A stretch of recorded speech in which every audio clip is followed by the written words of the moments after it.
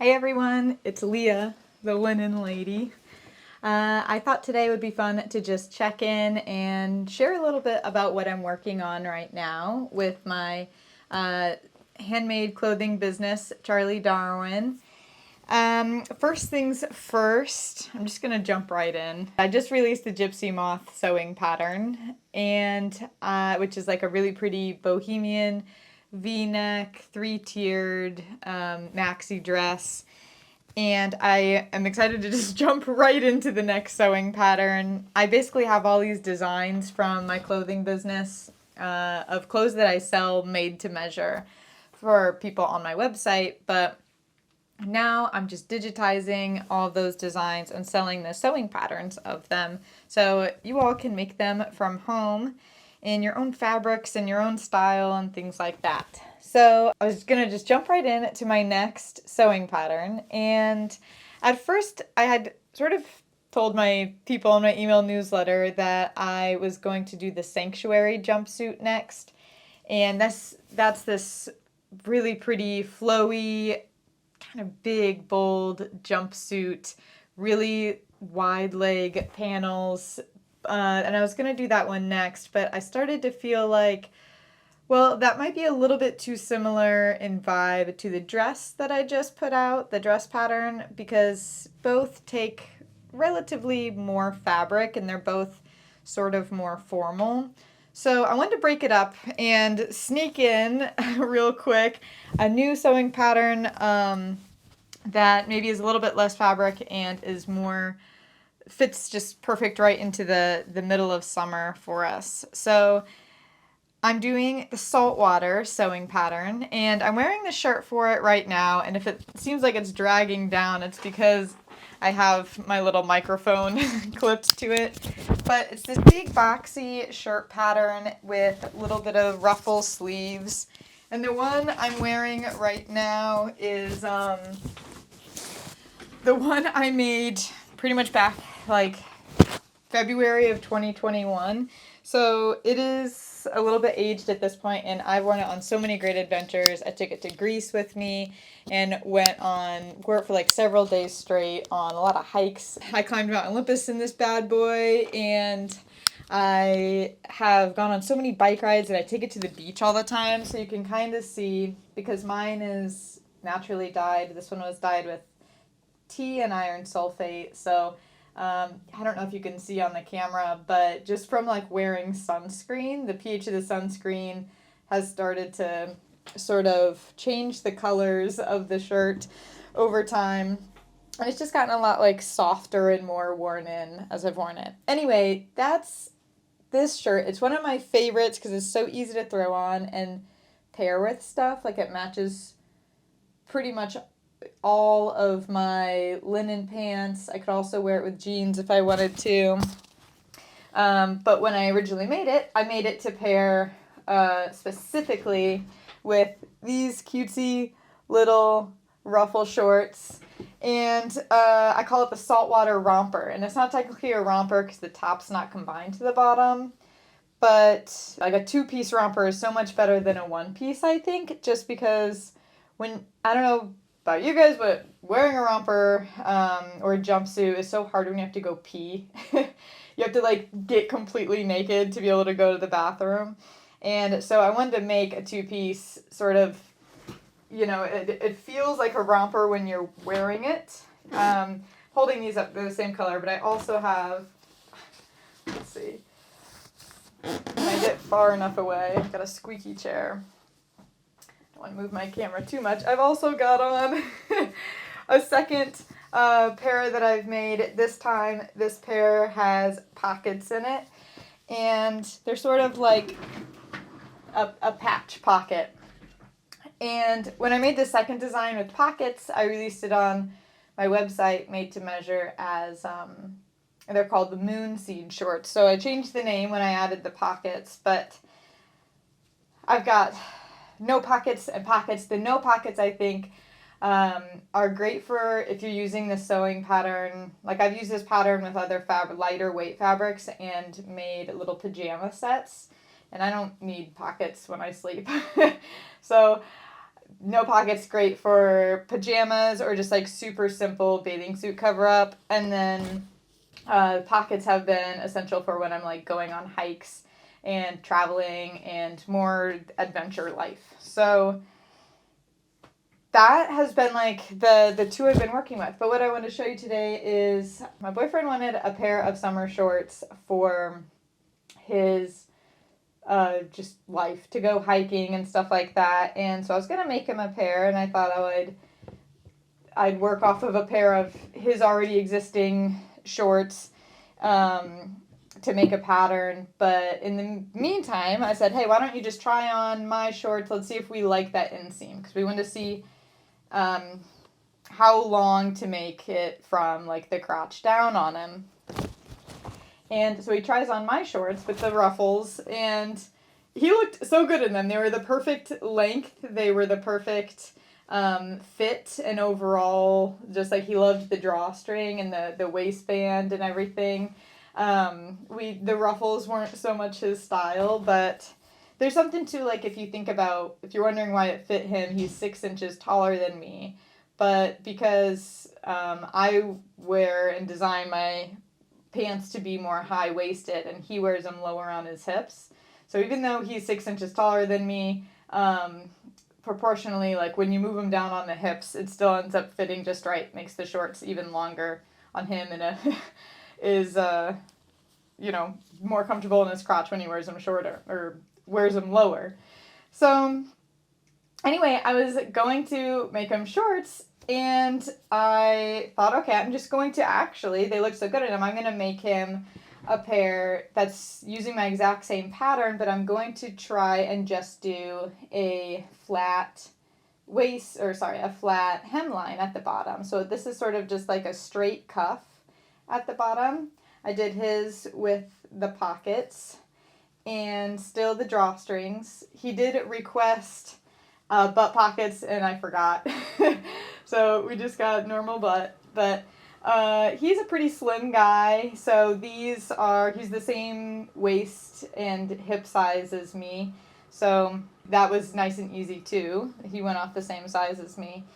But yeah, this was such a success that I was so excited, and I thought, okay, when I go to do the sewing pattern, this will be awesome because I can offer the pants in a whole third variation. We've got no pockets, and then the straight hem at the bottom.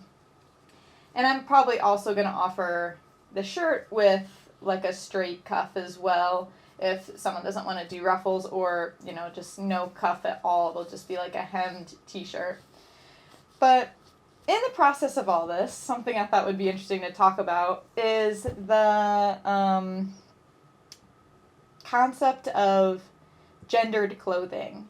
When I've put clothing designs up on my website in the past, I've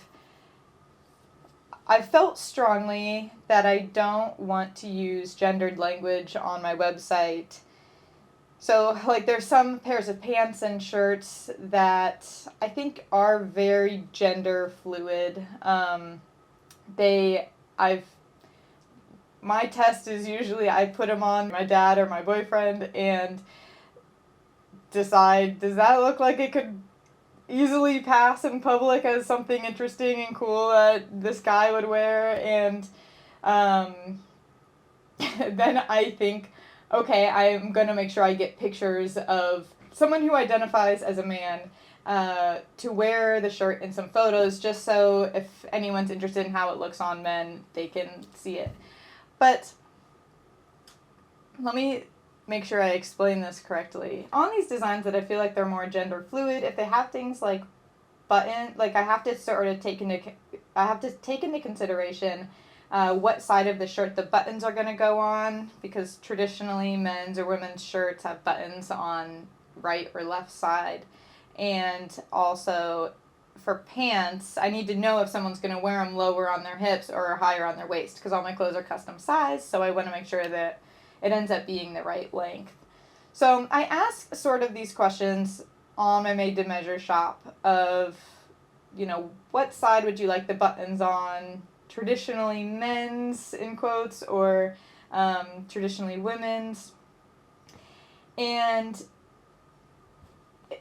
I feel like that's been a good workaround so far, but I'll back up a little bit and say the reason I'm really strongly against using gendered language on my website is because I really do not want to be in any position to tell someone what they can and can't wear, to make the rules about what is women's and what is men's, and I don't even believe in the gender, that there's only two ways you can be, and so me putting something like women's linen shirt or men's pants, it just feels like I'm telling someone else how they're allowed to dress, and I absolutely have no business doing that.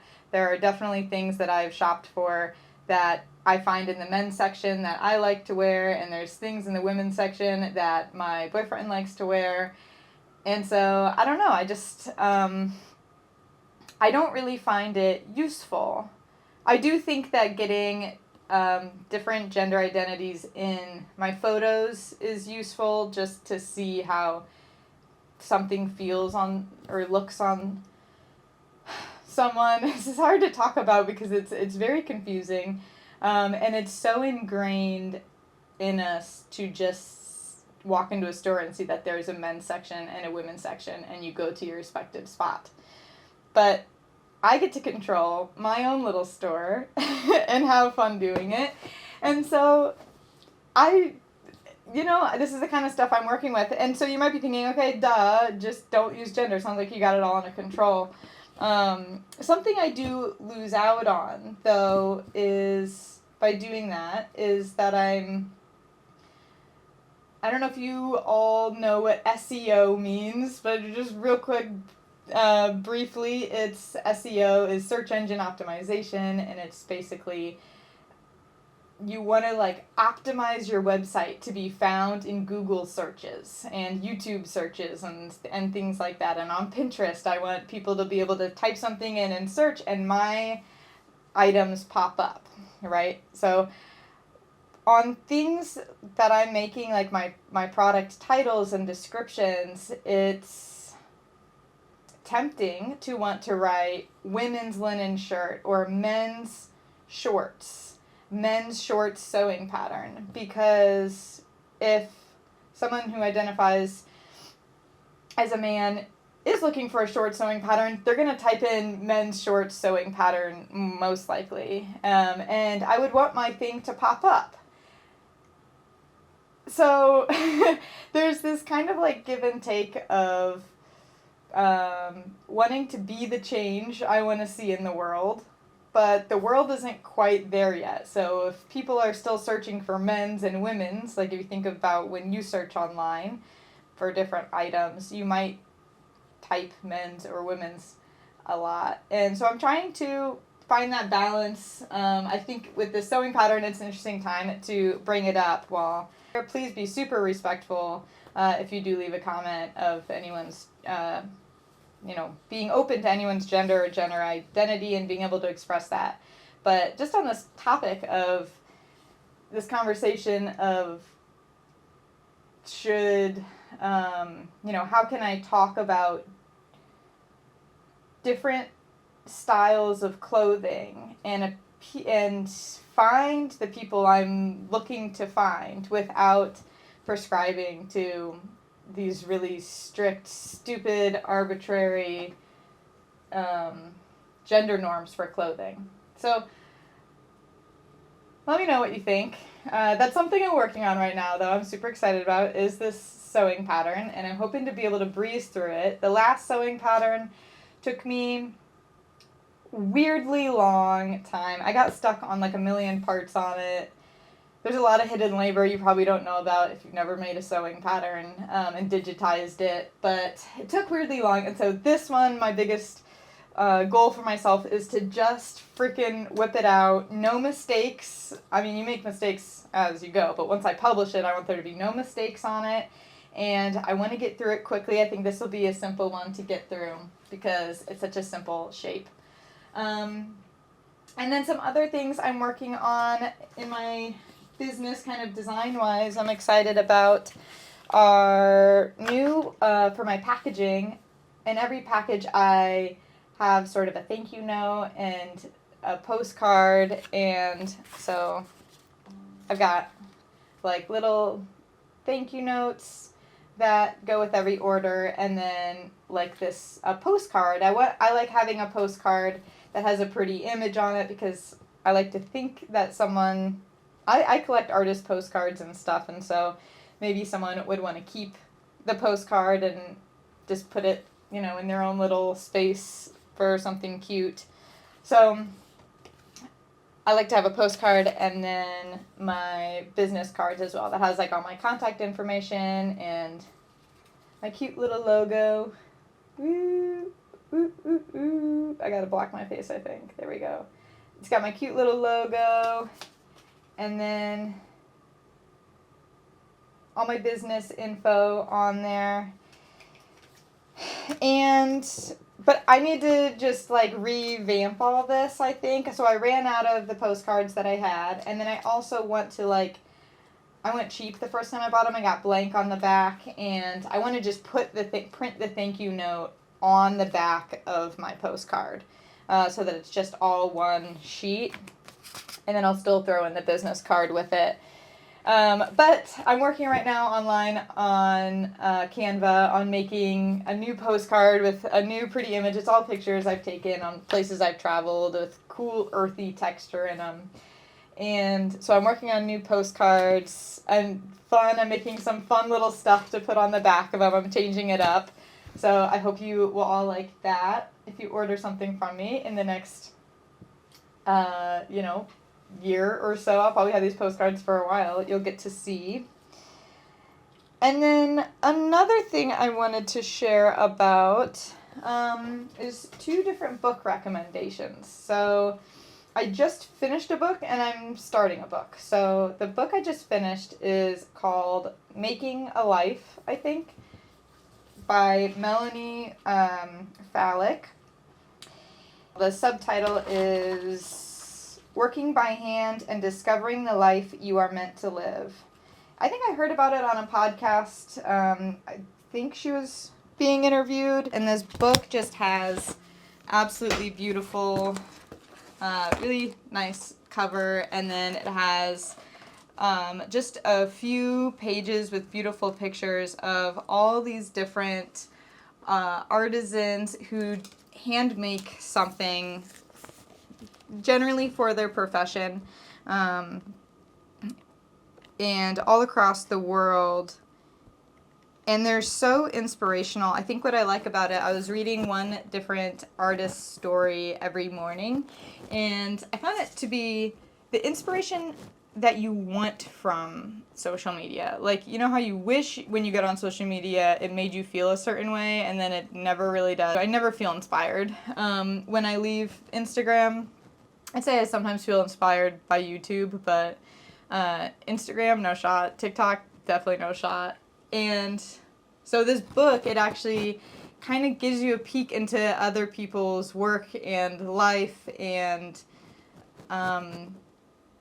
without making you feel like crap about yourself. I think she did a good job writing their stories and little blurbs of talking to each artist and telling you a little bit about how they got to where they are. So highly recommend this book. I think it's a good one. And then the book I just started is a chunker. It looks like a dictionary. It looks way less exciting, and that's probably why I'm taking longer to read it, but it's called The Object of Labor, Art, Cloth, and Cultural Production. It's edited by Joan Livingstone and John Plouffe, but I think it's one of those things where each section is written by a different person. And I think it's going to be a doozy, but it's all about basically the labor behind art, cloth, between art and cloth and fiber, and there's some stuff about fast fashion versus slow fashion, and yeah, I'm excited to read it. Maybe I'll give an update if I get through it. But if anyone watching this has read this book before and wants to give me your quick review of it, if it's worth continuing, I'd love to hear. I was recommended it through my PhD program, so, you know, some of those readings are a little bit more dry and thick and boring, but I'm gonna get into it. Okay, that's what I'm working on this week primarily. Check out my video from last week if you haven't yet. It's all my tips for how to sew a little bit faster. Not because I think we need to do anything faster or that you need to be different or better than you are, but just if you're feeling like you can't get through a project because it just is weighing you down, it's just too chaotic and messy and slogging on forever. This video has a lot of great tips and tools that might help your your sewing projects just go faster and more smoothly, I think.